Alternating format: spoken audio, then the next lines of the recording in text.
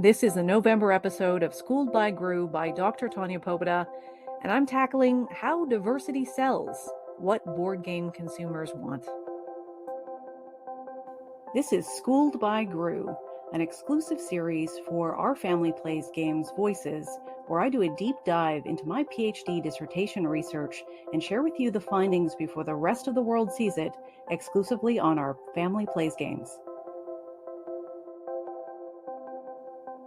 Over the course of my research, I have had many discussions online, people asking questions, commenting, and some of them recur. One of them, and this is a quote, sounds a lot like this: "Made it political, go woke, go broke." And this more thoughtful comment, quote, "There is a push from people to include more marginalized groups, and for good reason. The excuse it's just a game should not be acceptable to keep marginalizing already marginalized groups." So I'm going to explore the question, is diversity good business, in the next few slides. I've actually compiled an 80-page document of some of the discussions I've had with folks, and particularly focused on recurring questions. Is diversity good business? If you go woke, do you go broke? And the answer is resoundingly no. And I'll share some examples from the entertainment industry, from business, and then bring the focus back to board games. There's a fabulous study that was authored by Gerald D. Higginbotham and his co-authors Zhang and Ulis, looking at the film industry. A movie on its opening weekend will lose $32.2 million if it lacks authentically inclusive representation. What does that mean? It means characters that are evolved beyond stereotype, that includes rich diversity in its cast. If you lack diversity, you will lose money, sometimes as much as 80% of your total film budget, if you lack that diversity and inclusion in the cast list and in the ideas presented. The Oscar award-winning actress Geena Davis has a foundation called cjane.org.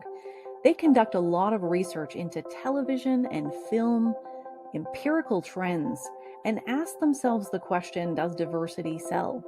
In this particular study, they found that family films with people of color in the lead generated 15.4% more revenue, grossing $21 million more than those with a white lead character. In this case, and in the research provided by Geena Davis's foundation, cjane.org, there are loads of empirical studies that underline that films with people of color in the lead make more money. Large-scale business studies, like the one conducted by the Boston Consulting Group, found that companies with more diverse management teams have 19% more revenue due to innovation than companies with a more homogeneous and mostly white management team. I did a survey of 320 die-hard, regular board gamers. These were deep fans of board gaming.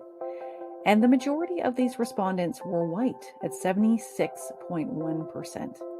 So my sample pool had a predominance of whiteness, with 17.2% identifying as a person of color, 3.5% identifying as Black, and 3.2% identifying as Indigenous. Now, my overwhelmingly white sample at 76.1%, and this is higher than population averages. Mostly in major centers in the US and Canada, it's 50-50, white and Black Indigenous persons of color. In major centers in Canada and the US, more of a 50-50 split.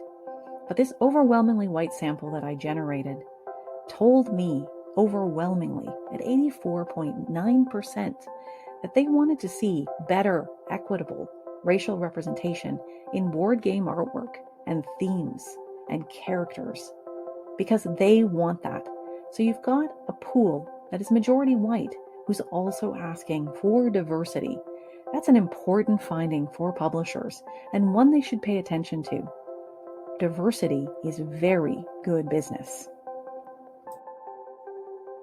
This has been the November episode of Schooled by Gru, where I ask, does diversity sell? And I answered, you bet it does. Thanks so much for listening. Stay safe and be well.